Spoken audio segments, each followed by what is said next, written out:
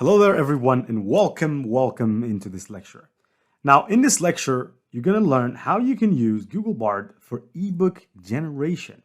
Now, for certainly, it's not going to be able to generate the entire ebook for you, but step by step, you can get it to generate the ebook if you follow certain steps. Now, with ChatGPT, it's much easier because you can actually generate an ebook with one click. And here, if I take you to ChatGPT, you'll understand what I'm talking about. There you go. Now over here on ChatGPT, there is a prompt that you can use, especially if you have this extension right here, APRM for ChatGPT. It can help you generate an ebook with one click. You can just search over here, ebook, and if you search, if I scroll down, ebook one-click generator. Now ChatGPT, to be honest, is pretty good with text. Google Bard will generate a limited amount of text, but it can be beneficial if you take it step by step. And here's how you can do that. For example, let's say that you want to write an ebook titled 100 Ways to Earn Money Online. Now you could go to Google Bard, you could ask it the question, I want to generate a book or an ebook titled 100 Modern Ways to Earn Money Online for, let's say, dummies. Let's say that that's the title of your ebook. Then this is it. And then you can say, and I want you to generate the outline for the course, for the book, not the course. Now you can just sit back and wait until it generates the outline.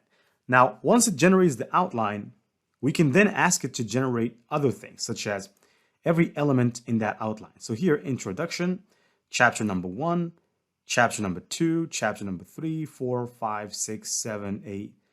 And as you can see here, it didn't quite generate all the ways. Now here I said 100 modern ways, and it only generated 10 ways because it's not capable of generating that much. Okay? Now, let's say that you are going to be content of generating or by generating just 10 ways of making money. Now, let's say you want to write the first chapter. Now, you can't ask it to write the entire chapter because, as you've seen, it's not going to be capable of writing everything. It's only capable of writing step by step. So you could say this question, take this question, ask it right here, and ask what is online money making? And you can copy this as your first paragraph. And then you could ask the second question, which is, etc., etc. What should you consider? Why should you consider earning money online? And you can scroll down over here. And you can see over here that we have the first paragraph. Now, this is the second paragraph, and so on and so forth.